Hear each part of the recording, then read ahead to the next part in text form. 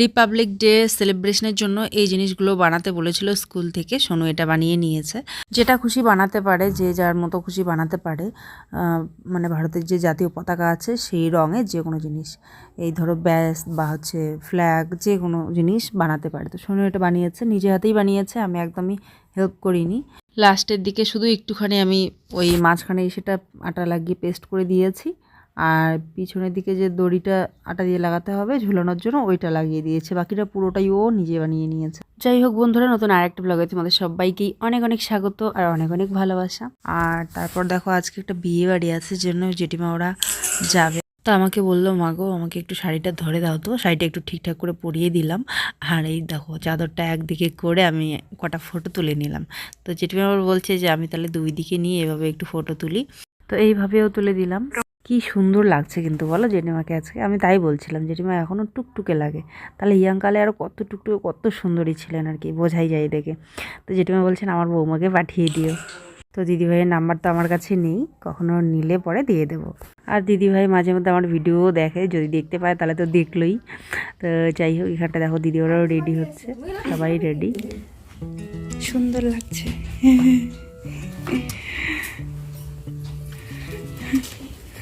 বিয়ে বাড়ি যাচ্ছে সবাই। হ্যাঁ, আমরা এই যে নিচে আসলাম আগায় দিতে, সবাই গেল বিয়ে ভালো হবে। আমরা সাজনি গুলো গেল। হ্যাঁ, আর শুধু লাফালাফি। আমি এসে এখনো চেঞ্জও করি নাই, এসে হ্যাঁ ভাবলাম একটা ইয়া করি, করে জেঠিমা ডাকলো শাড়ি পরাইতে, শাড়ি পরালাম। মন্দির এখন রাত্রে বন্ধ। চলো মালিক, হ্যাঁ গেট টেট লাগে তো আমরাই মালিক না।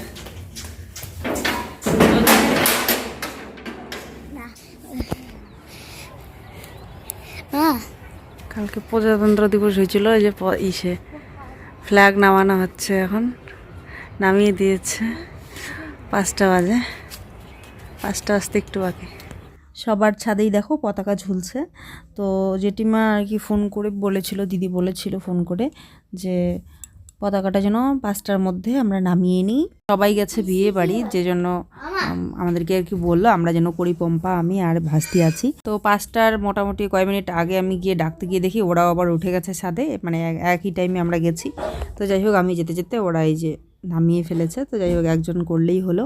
তো এখন চলে আসলাম ঘরে, আর সন্ধ্যাবেলা এখন চায়ের আড্ডা দিচ্ছি। মুড়ি মেখেছি, চা করে নিয়েছি, বাচ্চাদেরকে দেবো না, চাটা আমি খাবো, আর মুড়ি সবাই মিলে খাচ্ছি। আয়ুষ, আমি, ছেলে আমার সবাই মিলে খাচ্ছি। চুলটা এখনও আমার শুকোয়নি, তো এই জন্য ছেড়ে দিলাম। মাথাটা তেল তেলে ভাব হয়ে গেছিলো আবারও, তো সেই জন্য আর কি আজকে আবার ওয়াশ করলাম। তো যাই হোক, এখন আয়ুষের মা দিদি আসবে, আবার আয়ুষকে নিতে আসবে, সন্ধ্যা লেগে গেছে যেহেতু। না তো অনেকদিন পরে যে এখন খাচ্ছি, তার মানে চেষ্টা করলে সবই পারা যায়, ছাড়াও যায়।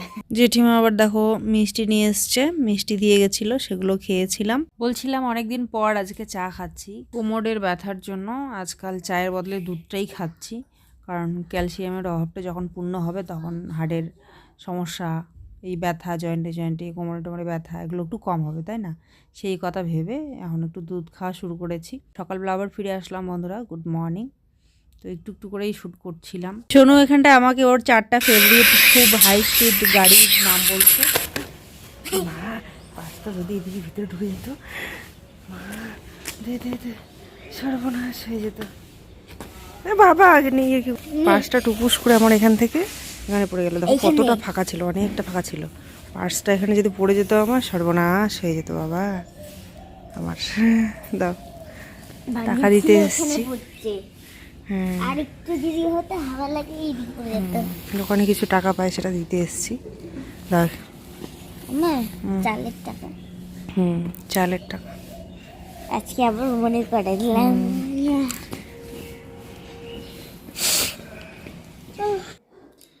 তো জেঠিমা এই যে সবজি দিয়ে গেলেন, শাক ভাজা, আলু আর পেঁয়াজ কলি, কি ওটা, বিনস, আলু বিনস, ওগুলো ভাজা। আর এটা হচ্ছে কচু, একদম বন্য কচু যেটা হয়, অনেক দিন পর খাবো। এই যে মাছ দিয়ে, ছোট মাছ দিয়ে বন্য কচুর ডাল।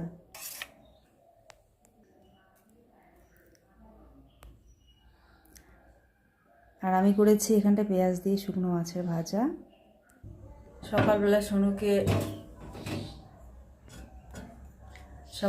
সোনুকেই যে আলুর ঝোল করে দিয়েছিলাম, আলু, বাঁধাকপি, গাজর, পেঁয়াজ কুলি দিয়ে একটা ঝোল ঝোল টাইপের করে দিয়েছিলাম রুটি দিয়ে খাওয়ার জন্য। ওটা একটু বেঁচে গেছে, ওটা খাওয়া হবে। কালকের একটু ছ্যাঁকা বেঁচে গেছে, এই ছ্যাঁকা দিয়ে খাওয়া হবে আজকে দুপুরবেলা।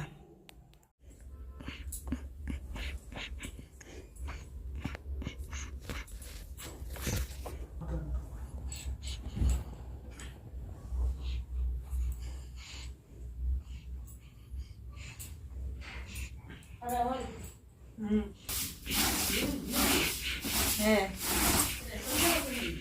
আর ঘুমাই না কোনোদিন রাতে যে মোবাইলের মধ্যে ডেটা শেষ, মোবাইলের ব্যালেন্স শেষ করুন পড়া আছে।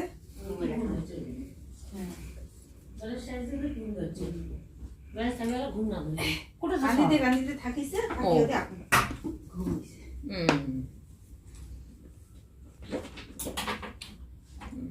ঘুমিয়েছে।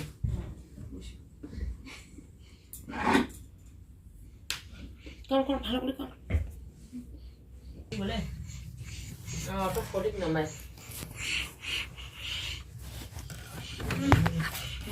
খারাপ থাকবো রে মাঝে তুমি দেখে আমার সাথে পরিশ্রম করে নিচ্ছে ওদের বাড়ি যাবো না আমি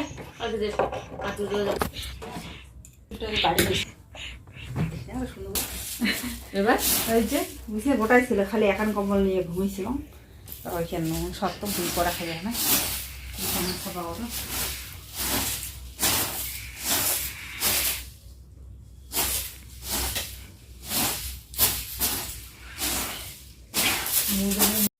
দেখেছো কত রকম ক্রিয়েটিভভাবে করার যে চেষ্টা করছে ও ভিডিও। আমি কিন্তু এগুলোর একটাও ওকে শেখাই না বা শিখিয়ে দিইনি। এক দরজা থেকে নিয়ে আর এক দরজায় গিয়ে পাস করে দেখালো কি সুন্দর করে, তারপরে আবার আরও কত কিছু চেষ্টা করছে। আমি শুধু এখন এডিট করার সময় বসে বসে দেখছি যে কী ও চেষ্টা করেছে। যাই হোক, একটুখানি কাঁপাকাঁপি হয়, এই যে উপরে উঠছে নিচে নামছে, এই জন্য।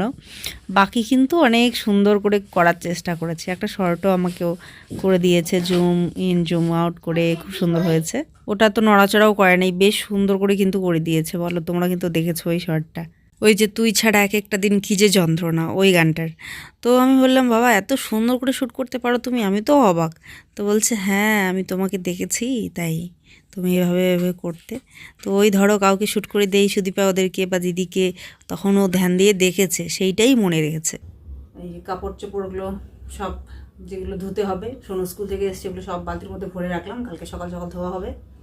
আর ঘরটা একটু গুছিয়ে নিয়ে পরিষ্কার করলাম।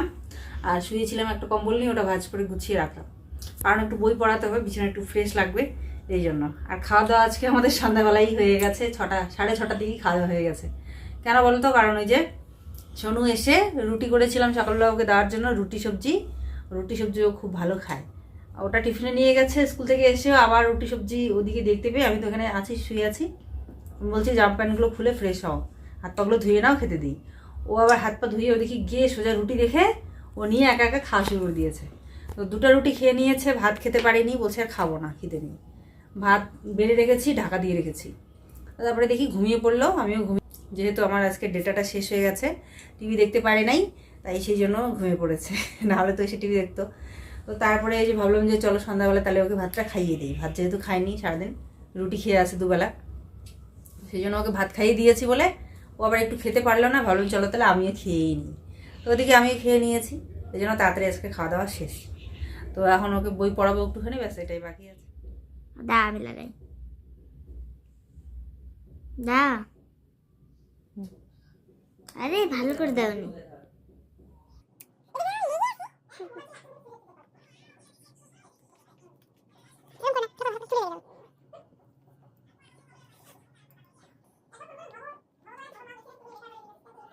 সোনুকে চান করিয়ে দিয়েছিলাম, তো ক্রিম লাগানো বাকি ছিল। তো মুখটা দেখে এখন মনে পড়লো ওর মুখটা রুক্ষ শুষ্ক লাগছে, তাই ভালো করে ময়েশ্চারাইজার অ্যাপ্লাই করে দিলাম। এবারে মাথায় একটু তেল দিয়ে চিরুনি করে দিচ্ছি। আর সোয়েটার, ফুল প্যান্ট ওগুলো সব পরিয়ে দিয়েছিলাম স্নানের পরেই। তো একটুখানি তেল দিয়ে তেলও একটুখানি ম্যাসাজ করে দিচ্ছি, আমিও যেহেতু করছি। আর ওকে এই যে মুদ্রাটা শেখাচ্ছি, কি করলে যেটা বড় বড় মাননীয় ব্যক্তিগণ আর কি মিটিংয়ের সময় বসে করে থাকেন আর কি, সেইটাই এই দেখায় ভিডিওতে, সেটাই দেখে আমিও করছিলাম, তো ও করছিল। তো যাই হোক, হাতে পায়ে একটুখানি তেল ম্যাসাজ করে দিচ্ছি, আমিও করে নিয়েছি। আর মাথাটা চিরুনি করে একটু বেনুনি করে রেখেছি, তাহলে আর কি চুলটা মানে বেশি জটলা পাকায় না, আর আঁচড়ালে পরে খুব বেশি একটা ঝরে না। এখন একটু কেয়ার করছি বলে এখন কম কম ঝরছে, নাহলে কিছুদিন আগে তো মানে মুঠো মুঠো এত হাতের তলায় এত চুল চলে আসতো, আর একটুখানি হালকা টান দিলেই এত খুলে খুলে আসতো। সোনু পাপা দেখে তো অবাক, বলে এতই টানলেই যদি চুল বের হয় তাহলে তো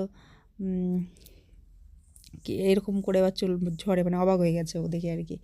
তো এখন সেই তুলনায় অনেকটা কমেছে, যেহেতু এখন অয়েলিং করছি ঠিকঠাক মতো, আর তার মধ্যে চিরুনি করে রাত্রেবেলা বিনুনি করে শুই, তো সেরকম বেশি একটা জটলা পাকায় না। জটলা পাকালে কিন্তু চুলটা ছেড়ে টানাটানি করতে গিয়ে উঠে যায়, আর তার মধ্যে কিন্তু শ্যাম্পু আর অয়েলিংটা কিন্তু জরুরি। এগুলো না করলে ব্যস্ততার মাঝে ভুলে গেলে তো তখন আরও বেশি করে ঝরা শুরু হয়ে যায়। তো যাই হোক, সপ্তাহে 2 দিন শ্যাম্পু অয়েলিং করাটা খুব জরুরি, এখন থেকে মনে করে করে করতে হবে। তো এখন বিছানাটা এই যে গুছিয়ে নিয়ে পরিষ্কার করে নিয়ে ওকে বসলাম একটুখানি বই পড়াবো বলে। তো আজকে মুডটা বেশ ফুরফুরে আছে, ঘুম থেকে উঠে সুন্দর করে বই পড়ছে ও, যেহেতু জানে যে আজকে আমি টিভিও দেখতে পারবো না, মোবাইলও দেখতে পারবো না, আজকে আমার ডেটা ব্যালেন্সটা শেষ হয়ে গেছে, যে জন্য মাথায় কোনো ওর চাপ নেই যে টিভি মোবাইল বন্ধ সব, তো কী আর করবো। তো সেই জন্য ওই যে মনোযোগ দিয়ে একটুখানি পড়ছে।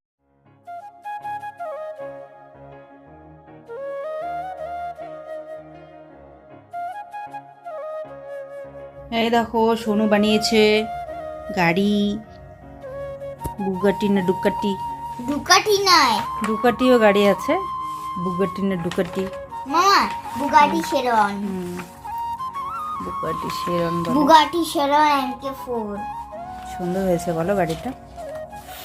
চলো এখন বুক টুক সব বন্ধ করে দুধটা খেয়ে তাড়াতাড়ি ঘুমিয়ে পড়ো।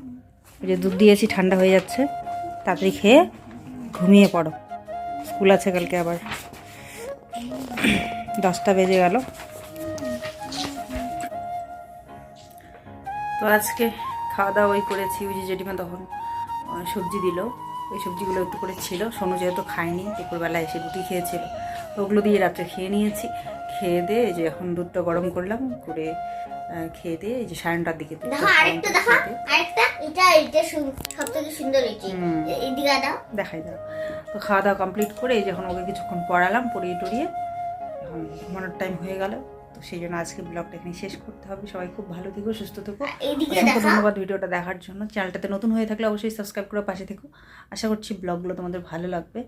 আর এই দেখো, দেখো না এটা না, এটা আর এটা অনেক থেকে সুন্দর হয়েছে। দেখো এটা তো দেখো নেই, এই যে এটা দেখো। আর চলো, শুনো দেখাতে বলছে, মাসিদেরকে দেখাবে কি বানিয়েছে, হয়তো দেখিয়েছিলাম নাকি জানি না। চলো আর একবার দেখিয়ে দিই বলছি তখন। এইটা দুইটা, এই যে এখানটা একটা বুক বানিয়েছিল, কি সুন্দর দেখো বুকটা, স্কেলের মধ্যে দিয়ে বানাইছি। একটা পেজ এরকম করে খুলে ফেলেছে, বাকি পেজগুলো এরকম বসানো আছে। বলে কি পেজটা না, এদিকে পেজটা ছিল, পেজটা এইদিকে ঘুরে গেছে। আর এই যে একটা কার্ড, আর এই যে একটা বুক। তো এই ছিল সোনুর ড্রয়িং। ওকে কিন্তু কোনো রকম ড্রয়িং ক্লাসে দেওয়া হয়নি, তবুও আর্টের খুব চর্চা, মানে খুব ভালোবাসে করতে, খুব ভালোবাসতো। আমি মাঝে মধ্যে বিরক্ত হয়ে যেতাম একদম, মানে খাতা ওই ড্রয়িং করেই পড়ে থাকতো। আমি বলি এত ড্রয়িং করিস, তার রাতে ড্রয়িং করি, এখন তো চিল্লাচ্ছ, আর পরে যখন তুমি দেখলে মোবাইলে কি আরেকজন ওর ঠিক ড্রয়িং করতেছে, তখন তুমি কেন বললা কি ড্রয়িং করিস না, এখন কেন তখন ঠিক করা উচিত। সুন্দর ড্রয়িং করা খুব ভালো একটা স্কিল। এটা এই বইয়ে এটা কি, যেটা সবাই পারে না। এই বইয়ে এটা কি, বইয়ে ছায়া পড়েছে, বুকটার ছায়া পড়েছে এখানটায় নিচে, খুব সুন্দর। করবা মাঝে মধ্যে, পড়াশোনাটা আগে করতে হবে, ঠিক আছে? পড়াশোনা করে ফাঁকা টাইমে এটা করতে হবে। ও কি করতো, মানে সব সময় অল টাইম শুধু ড্রয়িং নিয়ে পড়ে থাকতো, যে জন্য বলতাম পড়াশোনাটা আগে করো, পড়াশোনা করে ফাঁকা টাইমে ড্রয়িং করো। আর জানো, আর আমি একটা হ্যান্ড রাইটিং এ লিখতেও পারি। সুন্দর হ্যান্ড রাইটিং করতে পারে এখনো, তোমার থেকেও। আমার থেকে এটা মার হ্যান্ড রাইটিং, আমারটা দেখবা, এগুলো তো আগে লিখেছে, দেখবা আমারটা, এগুলো আগে লিখেছে। এই যে আমারটা, আজকে এটা প্র্যাকটিস করলো। এই দেখো এইটুকু, এটা আমার হ্যান্ড রাইটিং। আজকে এই লেখাগুলো প্র্যাকটিস করলো, সুন্দর হয়েছে, সুন্দর হচ্ছে, গুড গোয়িং।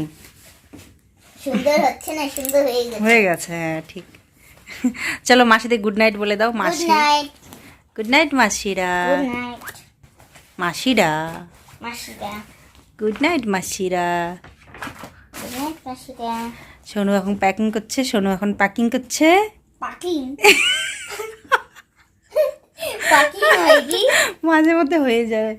সোনু এখন প্যাকিং করছে, কালকে স্কুল আছে যার জন্য। প্যাকিং না বলে পাকিং।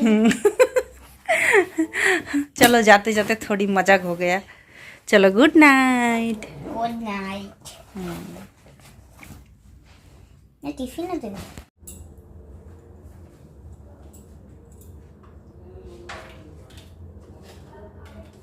ঘুমাবো তো বললাম, কিন্তু তারপরেও দেখো কত কাজ।